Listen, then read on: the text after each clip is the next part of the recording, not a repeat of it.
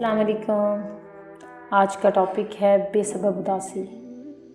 کبھی کبھی ایسی کنڈیشن ہوتی ہے کہ انسان بے سبب اداس ہو جاتا ہے، اس کے اندر خالی پن، ایک گیپ محسوس ہونے لگتا ہے اور جسم اور زندگی کا ایک کرنٹ کھو جاتا ہے، ایک انرجی کم ہو جاتی ہے اور سمجھ میں نہیں آتا کہ اس کے سبب کیا ہے۔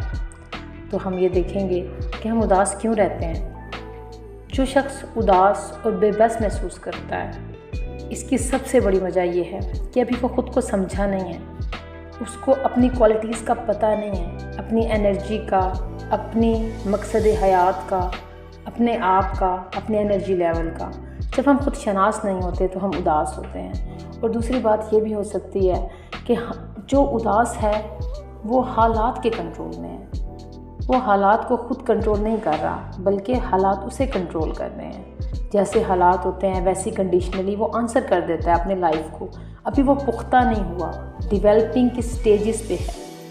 جو انسان ڈیولپڈ ہوتا ہے اور فلی کوکڈ اور فلی ڈیولپڈ ہوتا ہے، وہ ہمیشہ اپنی اداسی کا سبب ڈھونڈ لیتا ہے کہ میرا دل کیوں اداس ہے، میرے دل پریشان کیوں ہے، روح کیوں اداس ہے۔ جو ہاف کوکڈ اور ان ڈیولپڈ ہوتے ہیں، انڈر ڈیولپمنٹ ہوتے ہیں، وہ اداس ہو جاتے ہیں۔ اور یہ کوئی بری بات نہیں ہے، آپ انڈر ڈیولپمنٹ ہیں۔ تو جو اداس ہوتا ہے اس کو یہ سمجھ لینا چاہیے کہ وہ اسپرچویلٹی میں سفر کر رہا ہے اور اپنی روحانی زندگی میں وہ آگے جا رہا ہے اور وہ جائے گا۔ آپ کی روح کہیں کسی سے کٹ کر جدا ہو کر اداس ہے۔ فزیکلی تو ہم فٹ ہیں، فزیکلی تو سفر جا رہا ہے، لیکن روح اداس ہے۔ کیوں اداس ہے؟ کیونکہ اس کا جو انرجی لیول ہے وہ کم ہو گیا ہے۔ میرا دل کیوں دکھ رہا ہے، میں کیوں ناراض ہوں، بے بس کیوں ہوں؟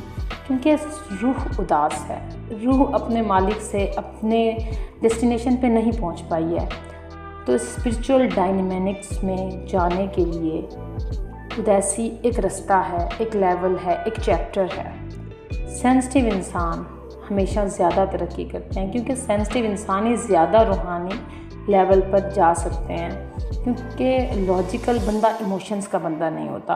ایموشنز جب بھی آئیں گے، غصے کے ایموشنز، محبت کے ایموشنز، وہ ایک آگ کی طرح ہوتا ہے جو انسان کو اندر سے کندن بنا دیتا ہے۔